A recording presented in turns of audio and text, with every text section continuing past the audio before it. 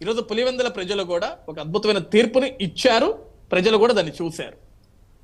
Right. Chinnappa Reddy గారు ఏమంటారు? న్యాయం కావాలని వెళితే అనవసరమైన కేసులన్నీ కూడా పెట్టి భయభ్రాంతులకు గురి చేశారు, ఈవెన్ చంపడానికి కూడా ప్రయత్నించారనేటువంటి వాదనలు వినిపిస్తున్న నేపథ్యంలో మీ స్టాండ్ ఏంటి? మీరేం చెప్తారు? సిబిఐకి సుప్రీంకోర్టు సంధించిన ప్రశ్నలు ఏవైతే ఉన్నాయో దాని ద్వారా ఏం తెలుస్తుంది అనుకోవచ్చు? ఇక్కడతో దర్యాప్తు ముగిసిపోయిందా, ఇంకా లోతైన దర్యాప్తు ఉంటుందా ఫర్దర్గా? మీరేమనుకుంటున్నారు? సార్, ఎందుకు జగన్మోహన్ రెడ్డి గారు అప్పుడు మాట్లాడలేదు, తర్వాత ఎందుకు రెండో కుటుంబం గురించి మాట్లాడారు, ఇవన్నీ చెప్తా ఉన్నారు కదా.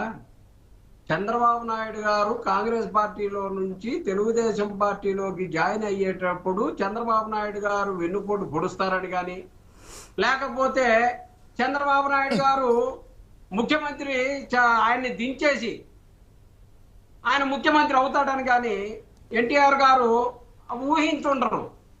కానీ చంద్రబాబు నాయుడు గారు ఎప్పుడైతే వెన్నుపోటు పొడిచి ఎన్టీఆర్ గారిని దించేసి ఆయన ముఖ్యమంత్రి అయ్యాడో అప్పుడు ఆయనకు అసలు రూపం తెలిసింది ఎన్టీఆర్ గారికి.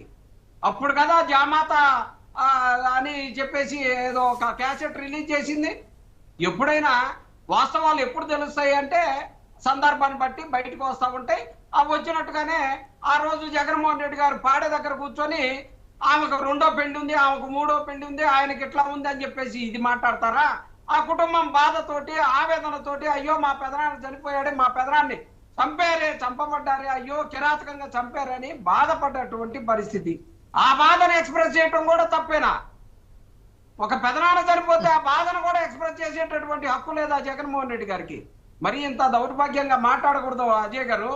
ఏదో మీకే మాటకారితనం ఉందని మీరే మాట్లాడొచ్చు అని చెప్పేసి ఏదో ఎన్టీఆర్ గారు వెన్నుపోటు గురించి ఎవరికి తెలియదని, చిన్నప్పరెడ్డి గారు వెన్నుపోటు సంవత్సర కాలాల పాటు ఇదే వెన్నుపోటు గురించి మీరు మాట్లాడతారు. వాటి వల్ల ఏం ఉపయోగం ఉండదు సార్. వెన్నుపోట్ల వల్ల ఏం ఉపయోగాలు ఉండవు. గొడ్డల పోట్ల గురించి మాట్లాడండి మీరు. మరి తర్వాత ఎందుకని ఒకరికొకరు మాట్లాడుకొని ఒకరి విషయాలు బయట పెట్టుకున్నారు? ఇలా చెప్పుకుంటూ పోతే బొచ్చెడు వస్తాయి. అందుకని మన భారతదేశంలో అత్యంత విశ్వసనీయత కలిగినటువంటి సిబిఐ విచారణని చంద్రబాబు నాయుడు గారు ఆ రోజే వేసినట్టయితే ఖచ్చితంగా విచారణ చక్కగా జరిగేది, సాక్ష్యాలన్నీ బయటకు వచ్చాయి, దోషులంతా శిక్షింపబడేవాళ్ళు. ఉండు. అలాగే ఆ రోజు జరిగినటువంటి విచారణ అంతా కూడా లోపభూయిష్టంగా తెరిచి వాళ్ళ మనుషులందరినీ తప్పించి కావాల్సిన వారిని ఎవరో తీసుకొచ్చి వారిని అక్కడ పెట్టేసి చేయటం వల్లనే ఇదంతా కూడా వీగిపోయినటువంటి పరిస్థితిగా ఉన్నటువంటి పరిస్థితి. అందుకనే సునీత గారు తన యొక్క తండ్రి మరణానికి సంబంధించి వాస్తవాలు తెలియాలని చెప్పేసి సిబిఐ విచారణ కోరితే జగన్మోహన్ రెడ్డి గారు లెటర్ రాయకుండానే, ప్రభుత్వం లెటర్ రాయకుండానే సిబిఐ విచారణలు వస్తాయా? చంద్రబాబు నాయుడు గారు 14 సంవత్సరాల్లో ఒక్కసారైనా సిబిఐ విచారణకి ఏదైనా ఆదేశించింది ఉందా? లేదు. ఎందుకంటే సిబిఐ చంద్రబాబు నాయుడు గారు రావటమే లెటర్ రెడీ చేసి పెట్టుకుంటాడు. సిబిఐ విచారణ అనేది ఇక్కడికి రావడానికి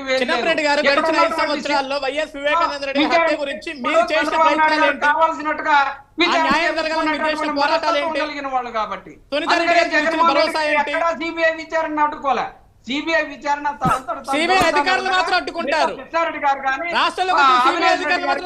చట్ట ప్రకారం ఎవరికి ఉన్నటువంటి హక్కులను వాళ్ళు ఉపయోగించుకొని చంద్రబాబు నాయుడు గారి కుట్రలని వ్యతిరేకిస్తూ జగన్మోహన్ రెడ్డి గారి పరిపాలనలో ఎవరికి వాళ్ళు కోర్టును నమ్ముకొని కోర్టు ద్వారా కేసులు వేసుకున్నటువంటి పరిస్థితి.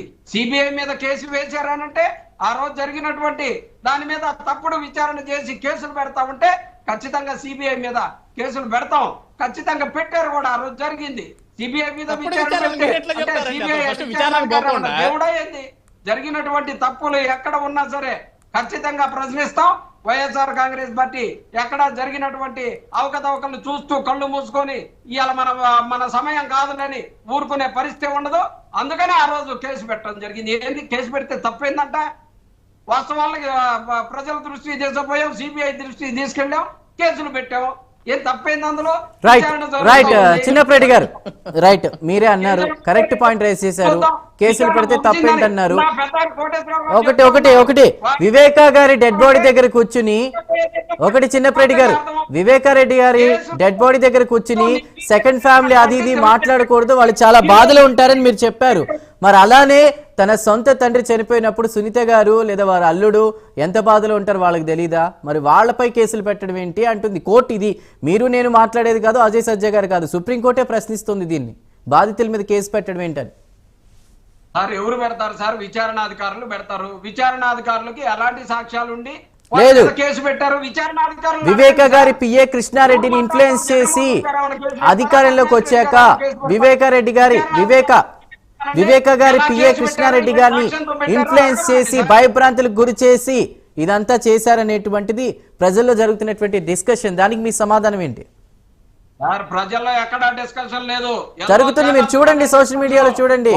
కృష్ణారెడ్డి గారిని భయభ్రాంతులకు గురి చేశారు. అధికారంలోకి వచ్చాక న్యాయం చేయకపోగా భయభ్రాంతులకు గురి చేసి వాళ్ళపైన తిరిగి కేసులు పెట్టించి వాళ్ళు దీని మీద ఇంకా ముందుకు అంటే సార్ ఇప్పుడు దస్తగిరి అనే అతను సార్ ఒకటి సార్ దస్తగిరి అనే అతను పబ్లిక్ గా నేనే గొడ్డలు తీసుకొని నేనే ఇలా చంపాను అని చెప్పేసి చెప్పినా సరే అతన్ని సాక్షిగా తీసుకొని వారు చేసినటువంటి అన్ని కూడా మనం చూసాము.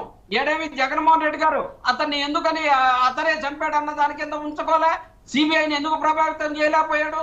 సిబిఐ విశ్వసనీయత గలది. దానికి సంబంధించినటువంటి చట్ట ప్రకారం వాళ్ళకు ఉన్నటువంటి హక్కులు ఉపయోగించుకొని వాళ్ళు విచారణ చేస్తారని వదిలేసాం మేము. అందుకనే అతను సాక్షిగా రాగలిగాడు. లేకపోతే జగన్మోహన్ రెడ్డి గారే కనుక విచారణ ఆపదలుచుకుంటేనో లేకపోతే కేంద్రంతో మాట్లాడదలుచుకుంటేనో పెద్ద విషయమా ఒక ముఖ్యమంత్రిగా ఉన్నప్పుడు?